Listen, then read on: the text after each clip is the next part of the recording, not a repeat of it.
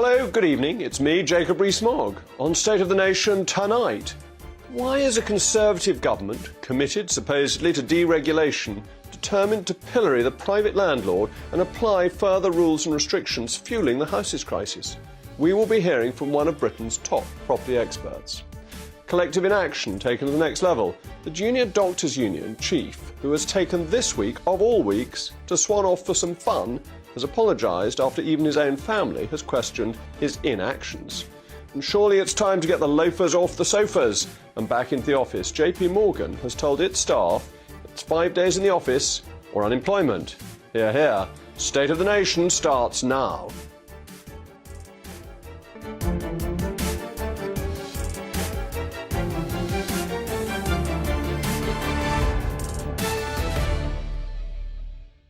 We'll also be hearing from a particularly interesting panel, Lord Taylor of Warwick and former Labour MP Simon Danczuk. But as ever, I want to hear from you. It's the most important part of the show. Email me, mailmog@gbnews.uk. But now it's time for the all-important headlines with Polly Middlehurst.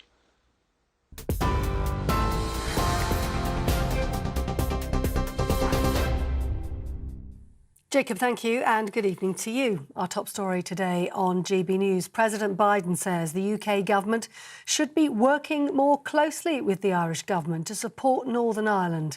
In a historic address to the Irish Parliament, Mr Biden this evening said the Good Friday Agreement has had a significant positive impact, and he urged those assembled to ensure that political violence must never again be allowed to take hold. His comments received warm applause as he spoke in front of his son, Hunter, and his sister, Valerie Biden-Owens. President Biden also spoke of the shared history between Ireland and the United States and touched on the events that tied the two nations together.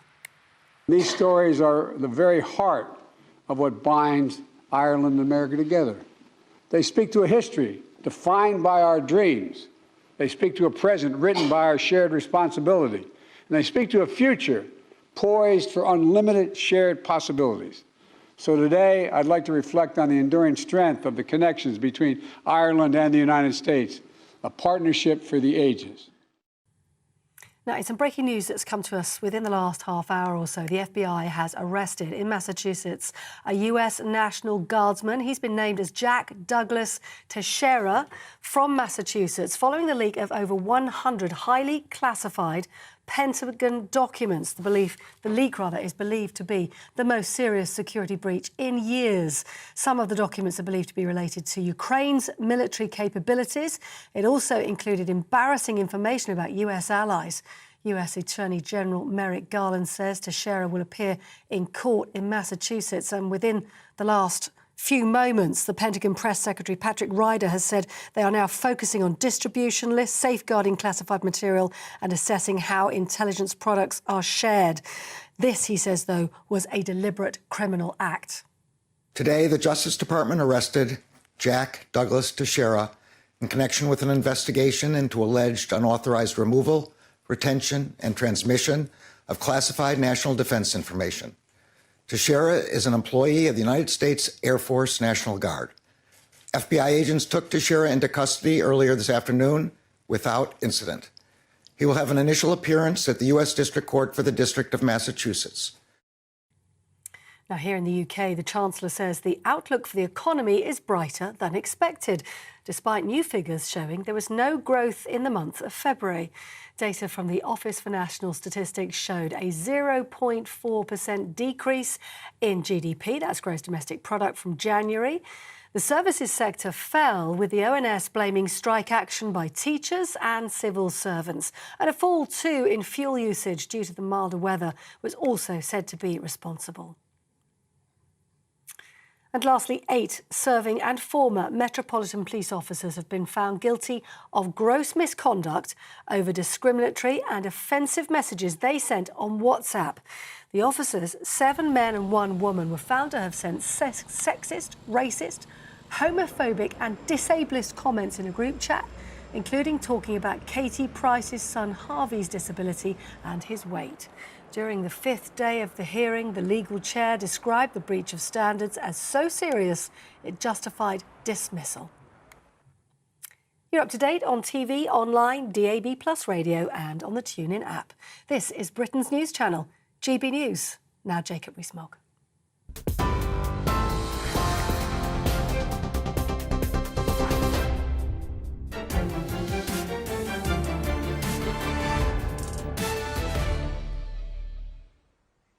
There's been a government announcement today that's going to make it more difficult for people to let out their homes for short periods. That if you want to, you will have to get planning permission, you'll have to pay potentially £452 to get this permission just to allow people to use your house for a few days if it's not your primary residence. There may be some exemption for your primary residence.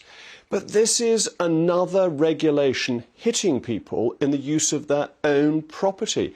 Why shouldn't you be allowed to let your property out to whomsoever you wish to let it out to freely? Why has the government got to interfere and create cost and regulation for people who aren't doing any harm? They're just allowing somebody else to live in their house. It doesn't change the fact that the house is being lived in by somebody. But this is symptomatic of a whole approach that has been wrong over several years and has pilloried the private landlord. Now, the private landlord is really important, both economically and in terms of housing provision. What does the private landlord do? He provides flexibility. So if you want a mobile labour force, you need the private landlord so that people can move, can go to where the jobs are, in Norman Tebbutt's famous phrase, that they will be able to move around the country to get employment. It provides flexibility because it can be short-term or long-term. And most private landlords are good and sensible people who, when they've got a good tenant, don't want to get rid of that tenant for frivolous reasons. They want that tenant to stay, providing an income. So it's good for both sides. And what has been happening recently has just stacked it against the private landlord, which will reduce supply and put up costs. So first of all, it's harder to offset interest liabilities against rent. What does that do? It pushes up rents, it makes letting properties more difficult and more expensive for the tenant. Likewise, getting rid of Section 21, this is one of these airy-fairy, lefty things that has the wrong consequence, the law of unintended consequence. What does it in fact do? It reduces supply. What happens if you reduce supply? Prices rise and you reduce flexibility. Landlords and tenants actually have an interest in flexibility in the market. Look how little private renting there was in the 1980s before it was freed up by Margaret Thatcher. If we take away things like Section 21, then there will be less supply. It will be harder for tenants. And I will declare an interest. I do have a property or two that I let out myself. But that's unimportant in the scheme of things. So the next one is just making this worse. The Airbnb issue makes it harder for people who own property. And what's the defence of this? Well, Michael Gove has said, and I quote, "I'm determined that we ensure that more people have access to local homes at affordable prices and that we prioritise families desperate to rent or buy a home of their own choice to where they work." That's great. But the way to do that's by building more homes. It's not by making it harder to rent.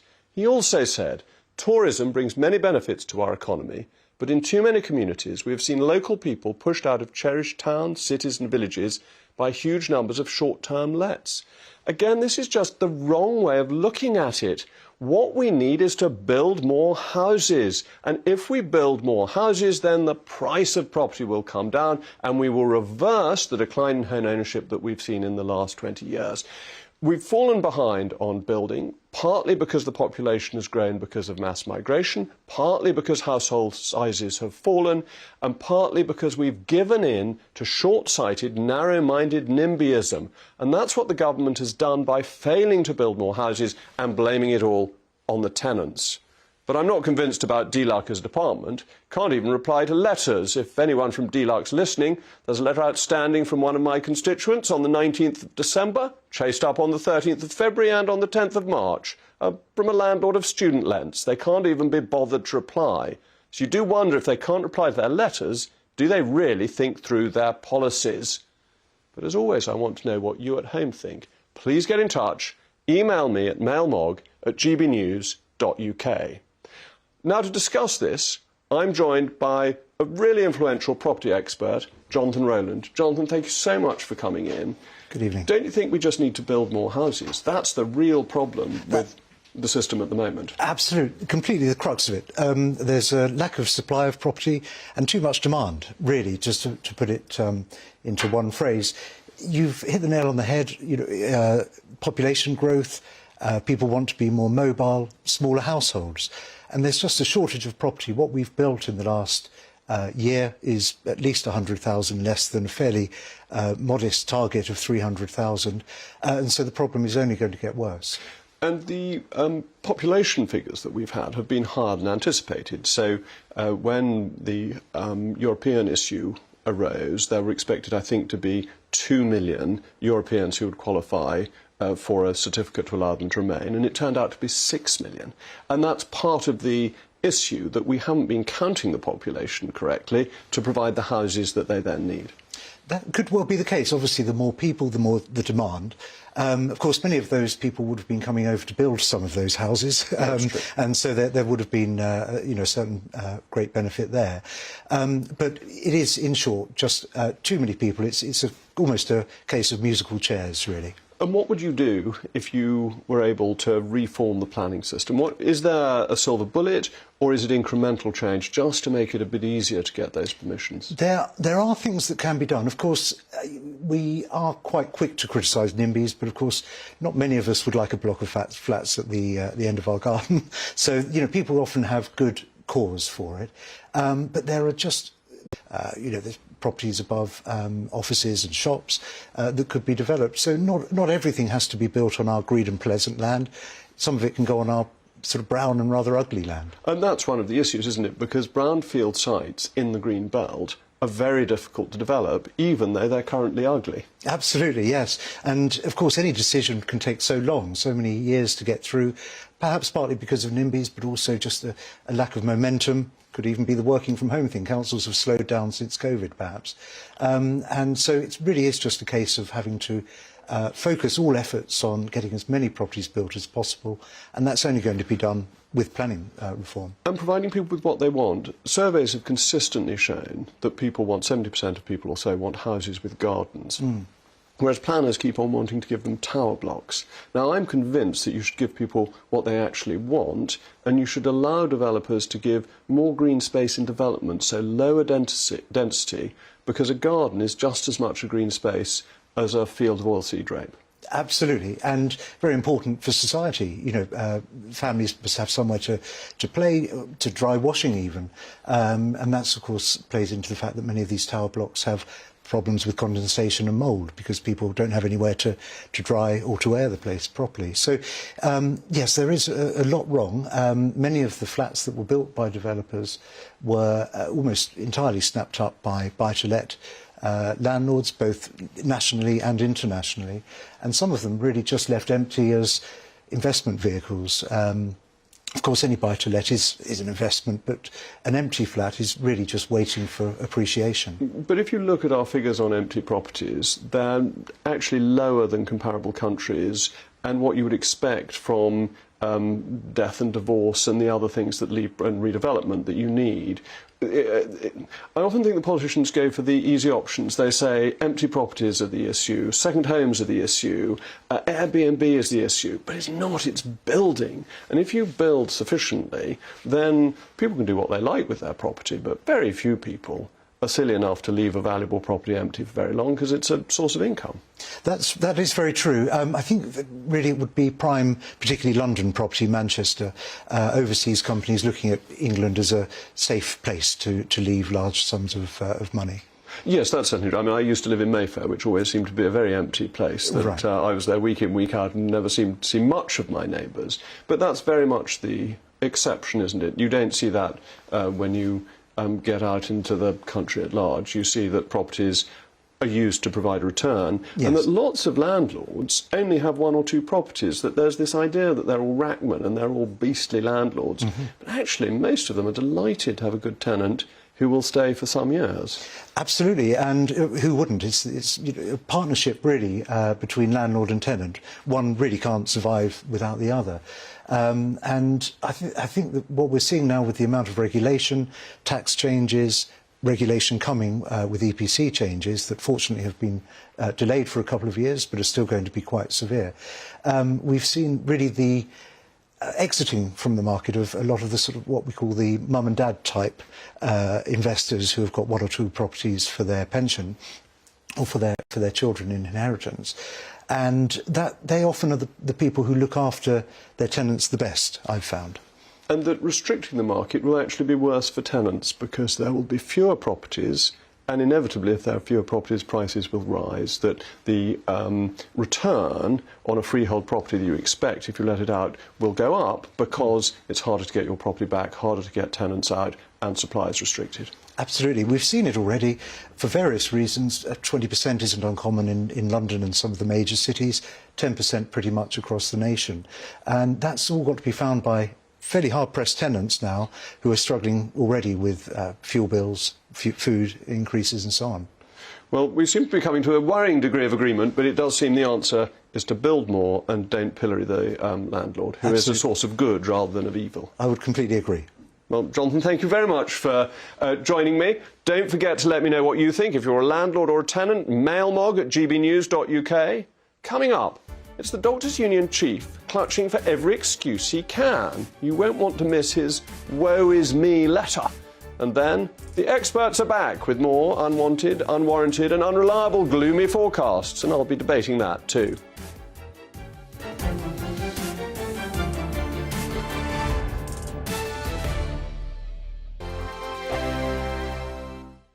It's all about family, being in people's living rooms, all the interaction and getting to know who our viewers and listeners are. When I was young, my dad used to say, "Nana, stop arguing." I wanted an outlet that would enable me to give my opinion. People are going through a really hard time right now, and I know that you don't feel like you're being listened to by the establishment. I came to GB News because it's the People's Channel, and I want the audience to have their say on the events of the day. We're dynamic. We do something different. Democracy shows that the wisdom of the nation is in its people.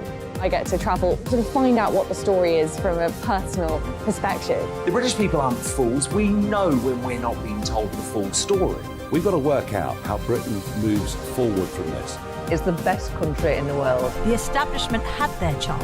Now we're here to represent your views. Britain's watching. Britain's watching. Britain's watching.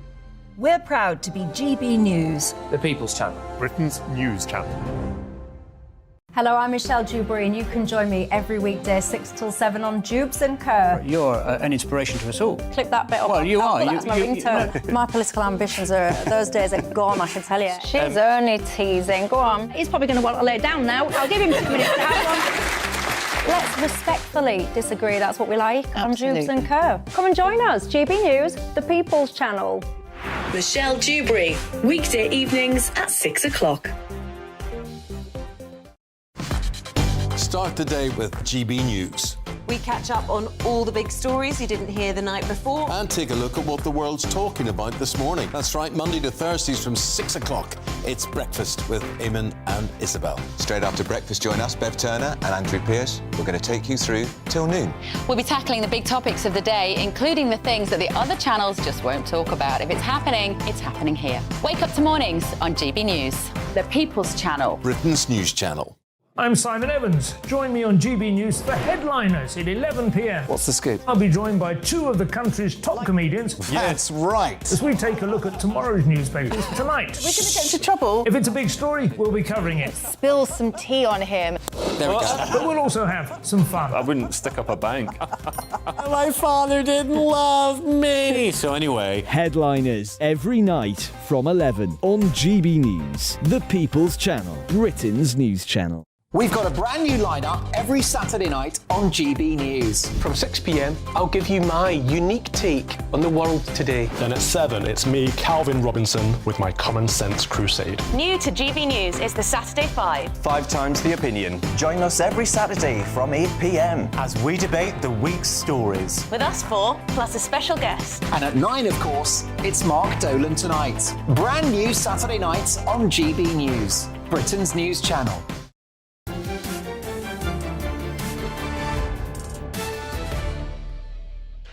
Welcome back. I'm still Jacob Rees-Mogg, and this is State of the Nation. You've been getting in touch with your thoughts. Tony has got a brilliant point. These new planning laws will open the door for Serco to pay the planning costs to move the housing from holiday lets over to migrant housing, using taxpayers' money to pay the planning costs. Genius. Alan, the government should be encouraging buy-to-let landlords because mortgages are becoming unaffordable for first-time buyers. The more rental properties that come onto the market, the cheaper rents will become. Win-win. And Colin, another government interference in our lives. Replace government with private sector captains of industry who know how to run a successful business. Now, it's the latest from the junior doctor strikes. It's been revealed that their very own union leader has been absent from the picket line, unless he's been picketing his hotel room. Dr. Robert Lawrenson, the trainee GP, is one of the 47,000 junior doctors who have walked out for 96 hours. Now, how you walk out when you're on holiday, I really don't know, but apparently he is on strike whilst on holiday after demanding a 35% pay rise from the government. That's actually from you, the taxpayer. After his absence was revealed, his colleagues, friends and even family have come forward to express their disappointment and disgust at Dr. Lawrenson's undermining of his own strikes. Dr. Lawrenson has now apologised in a letter of postulating pieties of self-pity. The poor boy, he's had to work on his lunch hour on occasions, no doubt gobbling his avocado on toast hurriedly. I hope he hasn't got indigestion. His beauty sleep has been delayed as he's had to work as late as 8 o'clock in the evening, and like a modern-day St. Augustine, he has braved the pagan fastness of Kent, where he has had to go from his London abode to stir up in action when he goes to visit them. Now, we're going to go to a brilliant trade union leader who I hope even he won't be able to defend this king of wet wipes, though he may believe in the strike itself. Mr. Paul Embry, thank you for joining us. Do you think you should go on holiday when you're organising a strike? No, and, of course, this is a misjudgment. There's no question about that. It was an unwise thing for him to have done. But what I would say, Jacob, is, the actions of this particular official should not be allowed to deflect from the very real reasons and the very real justifications in many respects as to why junior doctors are taking the action in the first place. And I think it would be unfortunate if the media were to focus on this narrow issue of this particular official attending a wedding when there are much, much bigger issues at play here, including the reality that for junior doctors, some of the most important and productive members in our society are struggling to make ends meet. That's the real critical issue, and that's what the media should focus on. But are they really struggling to make ends meet? We went through this the other night, and they are better paid after 1 year and after 10 years of graduating than almost any other graduates. They start with £29,000. In year 2, they've got £34,000. They have a gold-plated pension, all paid for by taxpayers. Do they really have that much to complain about? Well, I mean, once upon a time, Jacob, £29,000 as a starting salary would have been quite generous. But we live in a situation at the moment and in an economic climate where there is a cost of living crisis, where the cost of property for people is in many cases astronomical. And actually, it is a struggle for people, whether you're a junior doctor or not. And, you have to look at also the fact that we've experienced around 15 years of fall in real wages in this country. Junior doctors themselves have experienced that. What they're asking for is essentially a catch-up, asking really to break even. And, simply for the government and others to say, well, you really have to take that on the chin, people are no longer prepared to take that on the chin. As I said, people are struggling to make ends meet, junior doctors included. They're struggling to pay their energy bills, they're struggling to pay their mortgages. And we also have to, I think, examine the fact that the pay situation for junior doctors has created a recruitment crisis. We can't get away from that, and that's had an impact on public safety. But do you think it's right for doctors to go on strike? Because patients will suffer, people will be more ill than they would otherwise be, because they are not going to be treated in a timely fashion. Don't you therefore think it's the height of irresponsibility for doctors of all people to go on strike when, even in spite of the cost of living issues, they are still comparatively well paid? Well, look, doctors are members of a trade union, and trade unions in this country have the right to ballot their members for industrial action, and those members have the right to vote for industrial action in that ballot. So they're not doing anything wrong. They're simply, as workers, as members of a trade union, exercising their democratic right to withdraw their labour. And I know as somebody in the fire service who has taken strike action, I've been in that position myself. And it's an agonising decision for anybody in that position to take. And you only really take it when you genuinely feel you have a legitimate grievance. 98% of junior doctors, Jacob, voted for this strike. That hasn't come out of the clear blue sky. These are people absolutely dedicated to the public, dedicated to their patients. And if you've got 98% of junior doctors voting to take industrial action in this way, you've got to ask why. And the reality is there's something fundamentally sick in Western economies at the moment, when you have corporations registering record profits, you have city bonuses increasing, you have executive pay soaring, and at the same time, the people who are really important contributors to society, like junior doctors, are being told, no, you've got to suck it up, you've got to accept another real terms pay cut. That isn't good enough. They're not prepared to accept it. Thank you, Paul. Very grateful for you joining me. I'm going to go to my panel now, because it's a brilliant panel, the former Labour MP Simon Danczuk and Lord Taylor of Warwick. Simon, I'll come to you first. Just because you've got the right to do something doesn't mean it is then sensible, right or responsible to do it, does it? So, yes, the doctors may have the right to strike, but isn't it irresponsible for them to exercise that right? Well, I think it is irresponsible, but just returning to the point that Paul makes, I think I'm a big fan of Paul and the work that he does, but I think he spoils his own argument in terms of this particular doctor who's gone on holiday.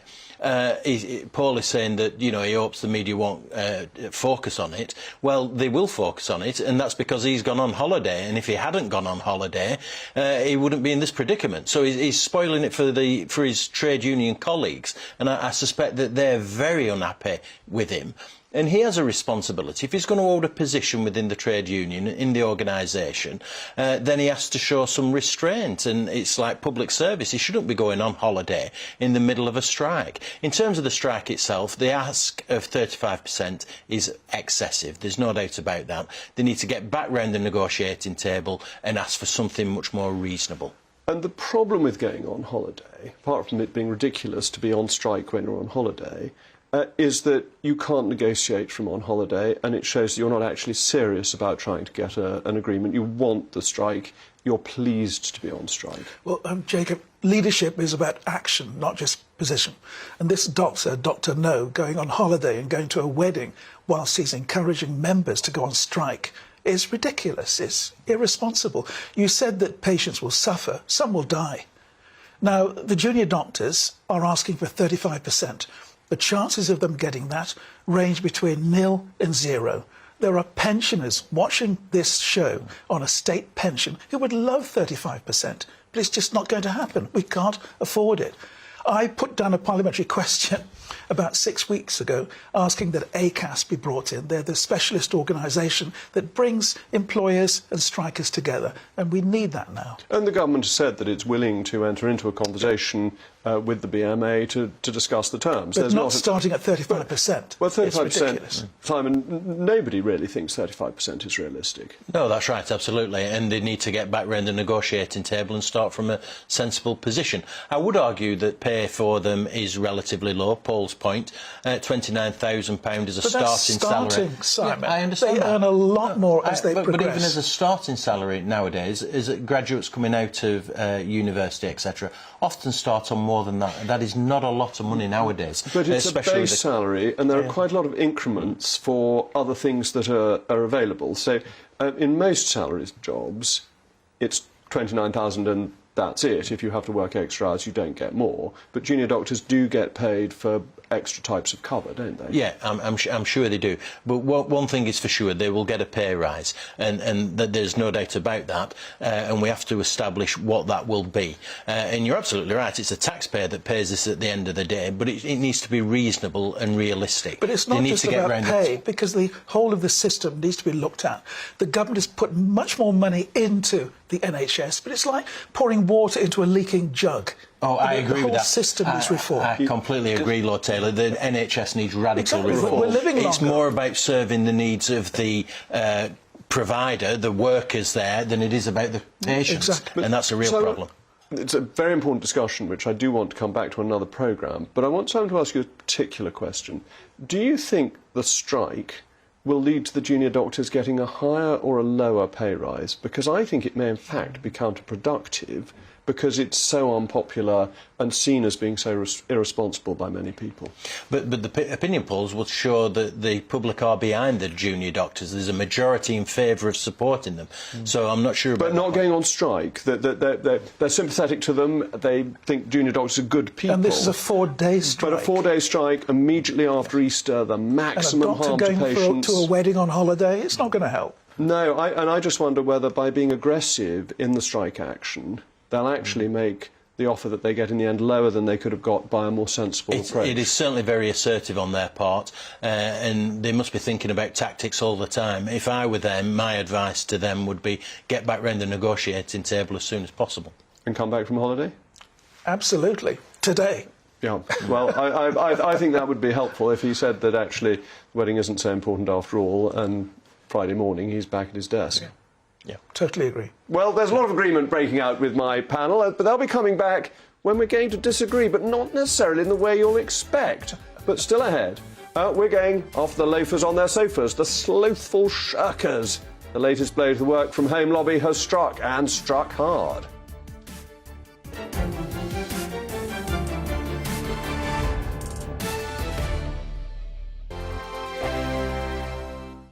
I joined GB News because I was sick and tired of not hearing my views being represented, not just mine, but so many people that I knew and spoke to. I just couldn't get my voice out there. I couldn't say anything. I couldn't do anything. Whatever the narrative was, I kind of had to follow it. GB News is there to provide a voice for those who have been ignored by the establishment media. We think different things, we've got a different style. GB News is here to be optimistic and positive about the future. It's real kind of dynamic and flowing, with the audience very much at the heart of it, like a big family. Here at GB News, we talk about the things that matter to you. Hearing the voices from right across our towns and cities, especially our towns. All sides of the argument represented with a heavy dose of opinion. We're on a mission here to make a difference. And the GB News family really is here for you, and whatever time of day you can watch or listen. Britain's watching. Britain's watching. We're proud to be GB News. The People's Channel. Britain's news channel. Westminster is going around in ever-decreasing circles, followed by the media. Britain is broken. How on earth did we get into this mess? But more importantly, how do we get out of it? Join me at 7 p.m, Mondays to Thursdays on Farage, here on GB News. We will have open, rational debate. We've got to work out how Britain moves forward from this. Join us here on GB News, the People's Channel. Britain is watching. You've probably seen politicians interviewed 1,000 times, but we do it differently. We find out who they really are, we don't shout, we chat, and hopefully we bring a bit of light, not just heat. Did you know Kate Moss? Apparently. Do you have a pair of jeans or a pair of jeans? No, of course I don't. What would I do with them? My friends are like, oh my God, what's she doing now? Join me every Sunday at 6 for Gloria Meets, only on GB News, the People's Channel, Britain's news channel. I'm Jacob Rees-Mogg, the Member of Parliament for North East Somerset and a former government minister. For years I've walked the corridors of power in both Westminster and the City of London. We need to have the arguments, the discussions on how we make it better. Crop failures, famine, war, suffering on a scale completely unimaginable. We are putting the cart before the horse. As Charles I said at the scaffold, he was the true defender of liberty. Yeah, I've completely derailed the conversation. Join me Monday to Thursday at 8 p.m. on GB News, Britain's news channel. I'm Mark White. As GB News Home and Security Editor, I cover those key issues that are so important to you. Our authorities, our communities doing all they can to combat violent crime. With the public services under unbearable strain, why are we still failing to control our borders? Defence, the first priority of any government, has been continually hollowed out. Can we trust our politicians to protect the armed forces? Join me, Mark White, on GB News.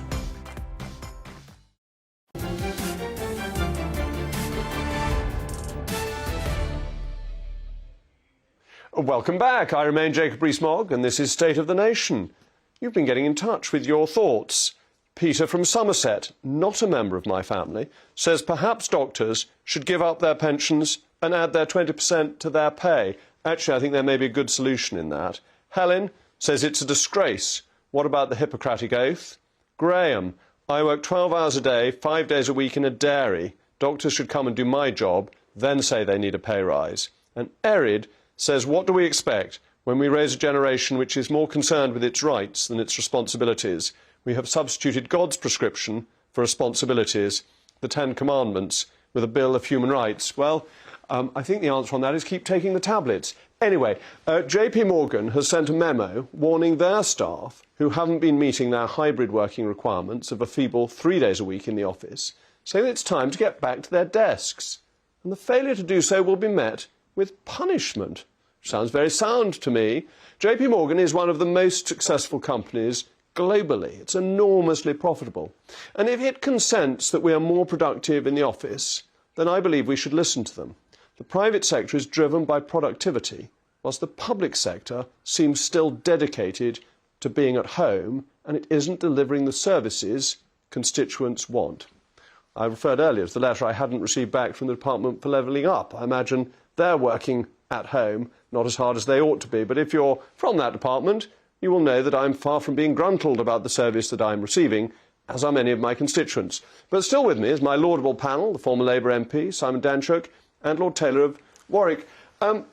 John, you, I think that the British civil service is the finest civil service in the world. Do you really think that? I was a special advisor in the early 1990s and had a chance to basically work with the civil service and also to compare others around the world. And I really do think we have the finest in the world. COVID created problems. I was totally against lockdown.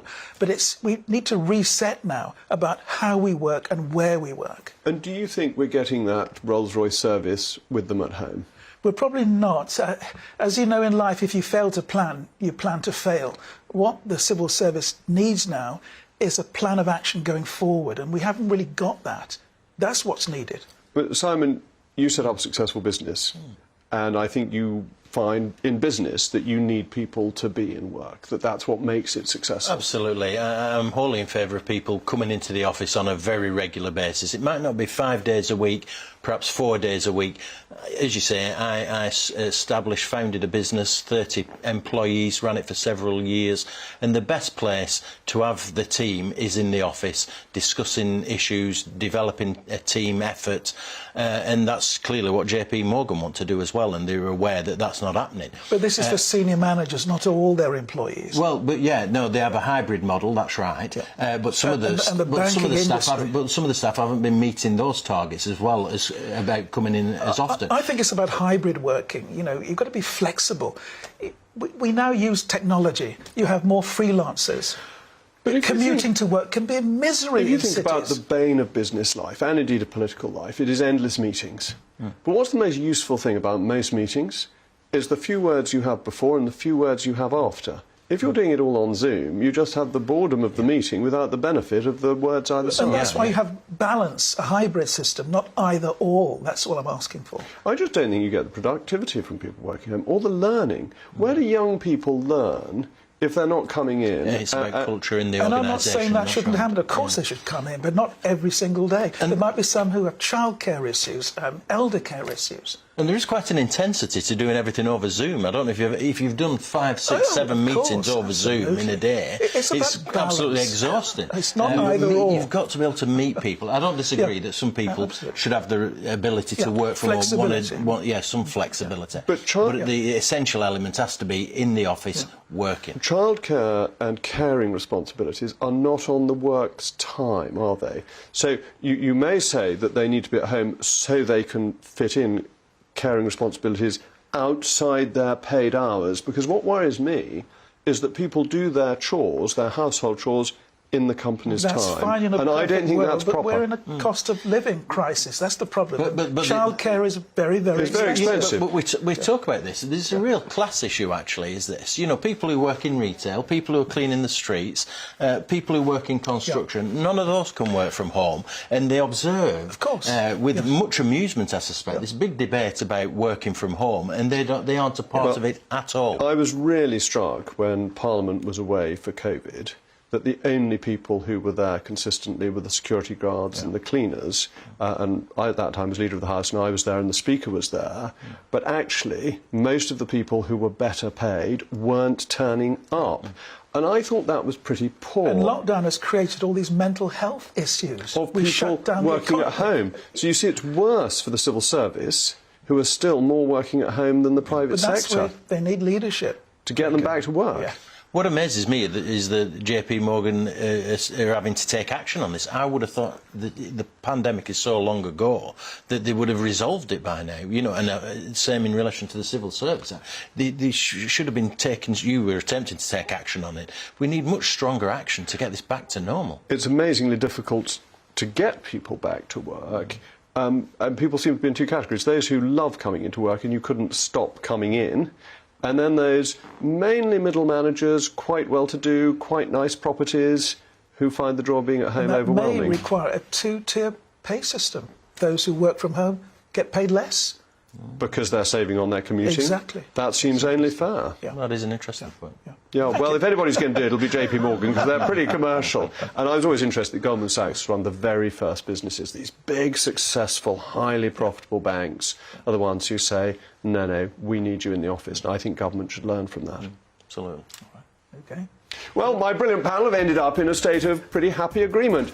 Up next, the experts. The egregious experts and their gloomy predictions. They're back into the fray. And here's a joke for you. I have to advertise my jokes, otherwise nobody gets them. How many economists does it take to get every prediction wrong?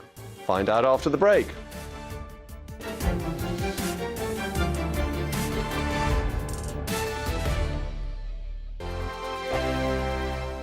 Monday to Thursday nights on GB News. At 6, it's Deebs & Co. 7 o'clock, Farage. At 8, join Jacob Rees-Mogg. And at 9, Dan Wootton Tonight, followed by Headliners. On TV, radio and online. This is GB News.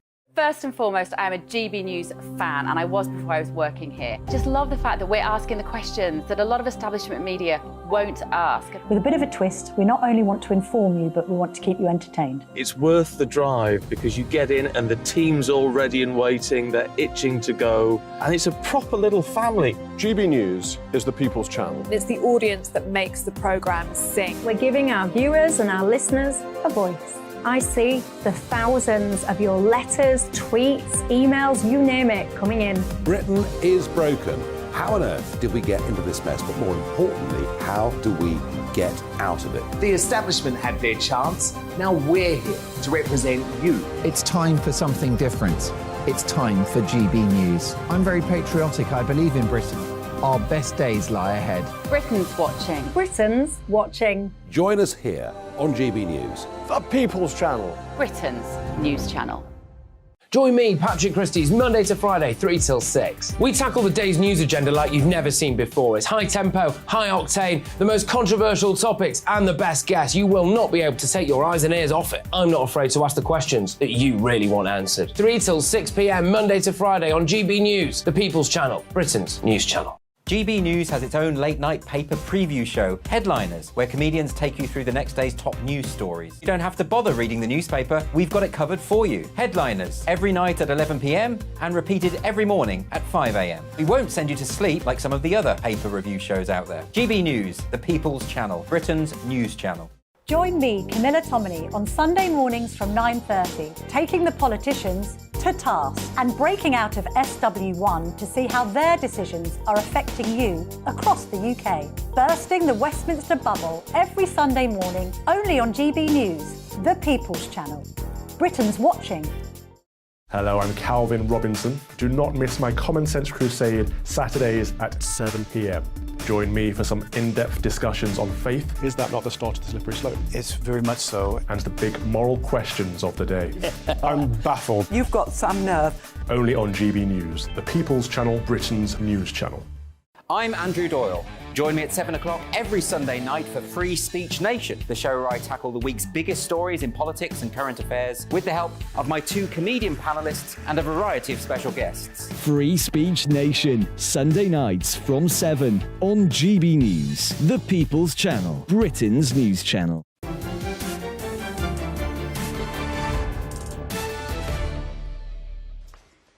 Welcome back. I'm Jacob Rees-Mogg, and this is still State of the Nation. You've been getting in touch with your thoughts. Mary is spot on. How about stopping the London allowance for those who no longer travel into London for the office? That might be a motivating factor. I think it might be. And then somebody else says, Jacob, you are spot on.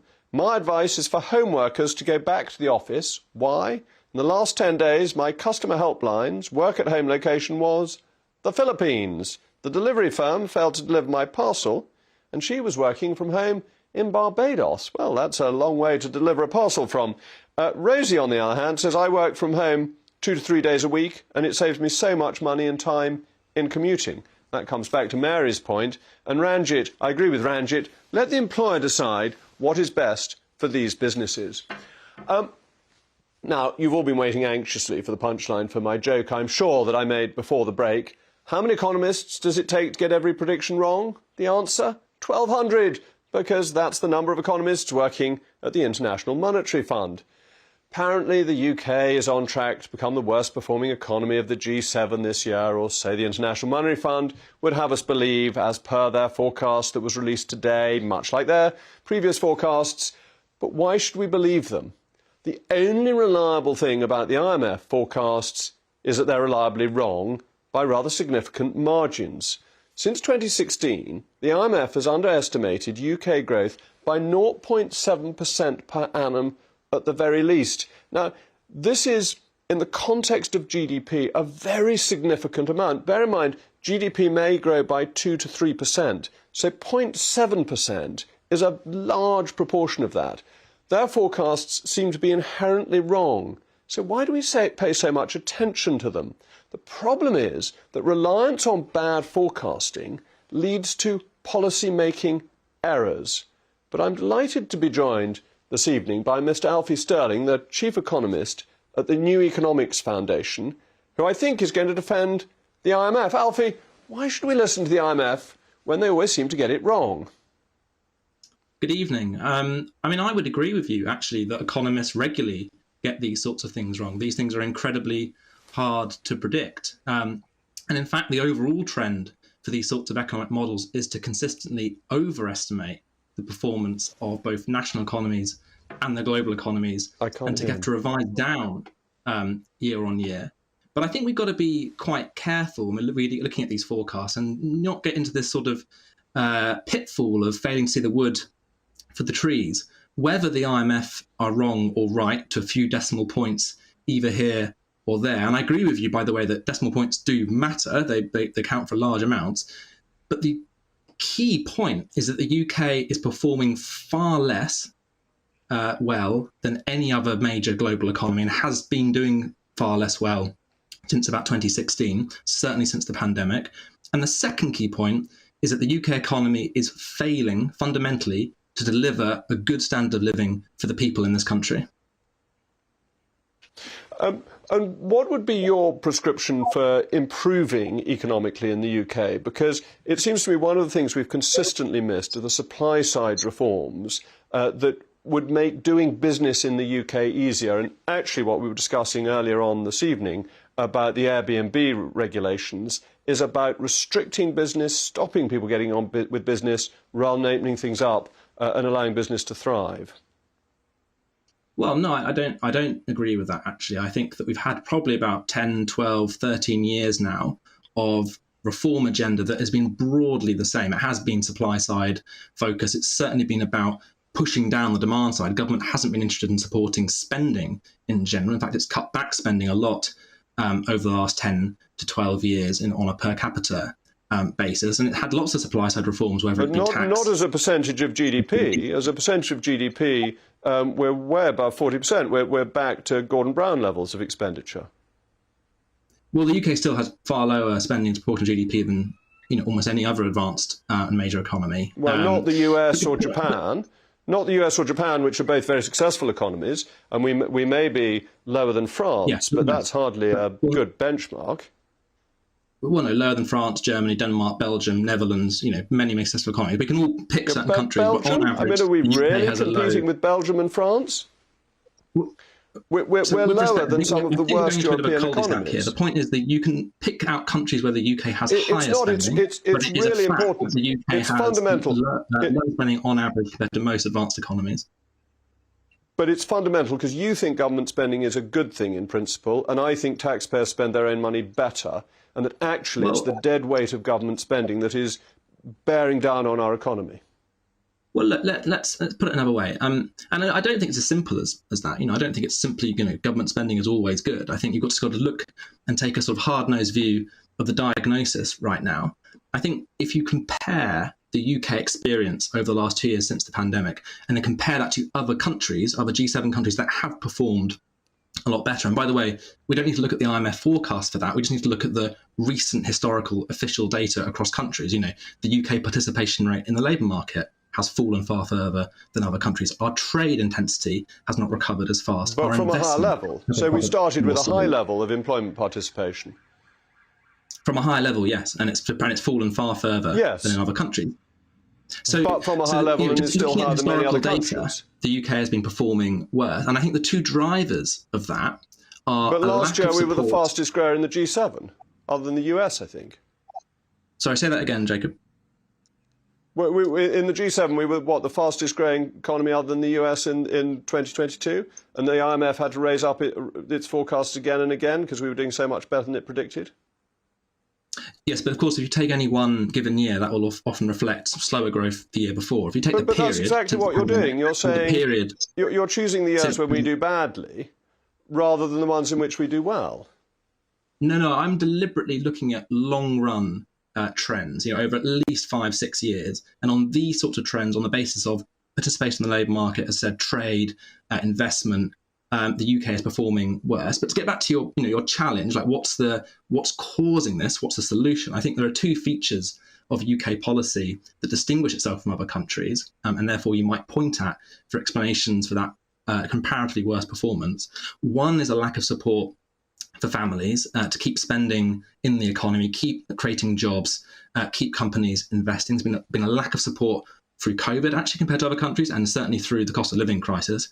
And the second has been particularly aggressive interest rate rises. We've seen interest rate rises across the piece, but the Bank of England has been particularly aggressive, essentially deliberately stifling the domestic economy as a way of indirectly addressing inflation. And I think these are two key features, one from the Treasury, one from the Bank of England, that explain the more recent deterioration in the UK.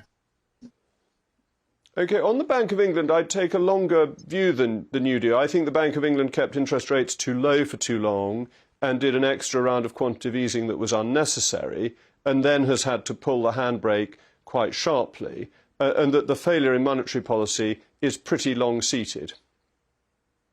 Well, I actually agree with you that it was a real problem that the Bank of England felt the need to keep interest rates so low. And it goes right back to a point I made earlier, which is that because the Treasury was spending less and cutting back government support for the economy from about 2010, the Bank of England felt the need to cut interest rates that low and couldn't lift them off that floor and had to do more quantitative easing. I agree with you, it wasn't particularly helpful, but it was put in that position by fiscal policy. But I want to, if I can, Jacob, just come back to that other point I made around the extent to which... I think we're going to have to go. I'm sorry. I hope you'll come in and continue this conversation face-to-face one day, because it flows so much better. But thank you very much, Alfie, for your time this evening.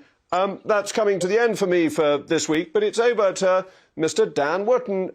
Dan, have you stolen any of my guests for this evening, as you did last night, or who have you got with you? I promise not. I promise not. Your guests are brilliant. But we have Winston Marshall with us tonight. Now, he is the former member of Mumford & Sons turned free speech champion, and he's going to be tackling this fascinating interview, I'm sure you saw it, Jacob, between the BBC and Elon Musk. And we're asking a very important question. Why did the BBC censor that interview? Plus, Lady Colin Campbell with her reaction on Meghan snubbing the King's coronation. You don't want to miss that. It sounds absolutely brilliant, and the row with the BBC is very good stuff and fascinating. That's coming up after the weather, and I'm sure our weather forecast will be better than an IMF forecast. I'll be back on Monday. This has been State of the Nation. And as always, dear viewer, you've been Moggalicious. Hello and welcome to your latest update brought to you by the Metalvis. I'm Mark Wilson. As we head through Friday then, another changeable day to come with a mixture of sunshine and showers, some more persistent rain across the far south for a time, but winds will stay that bit lighter than of late. If we look at the pressure pattern then, you can see the reason why. Low pressure still centred across the UK as we head through Thursday into the Friday, and this weather front approaching from the west, that's what could bring some heavier, more persistent rain across the far south, at least for a time. So you can pick up on that rain then approaching Devon and Cornwall as we head through the course of the night. Winds start to strengthen here as well, but elsewhere, yes, there will be some shower outbreaks of rain across Scotland and Northern Ireland, but much of the country will turn drier with just isolated showers and one or two mist and fog patches. And under those clear skies, it will turn chilly with temperatures in rural spots falling fairly close to freezing. So we pick up on that heavy rain then, quite a wet start to the day across parts of Devon, Cornwall and South Wales, and that rain will continue to push its way eastwards across many southern coastal areas as we head through the day. Elsewhere though, there will be some bright or sunny spells, but once again, another day of sunshine and heavy showers. Just about anywhere could see a heavy shower with the risk of hail and thunder, and with light winds once again, these showers could be quite slow moving too. And under all that cloud and showers, it will be another fairly cool day for the time of the year. Afternoon highs of just 9 to 12 degrees for most of us. As we head through Friday into the evening and overnight then, those shower outbreaks of rain will start to turn heavier and more persistent across the southeastern parts of England. So it could be quite a wet picture for the Friday evening rush hour before that rain then starts to spread on to the east. Elsewhere though, many of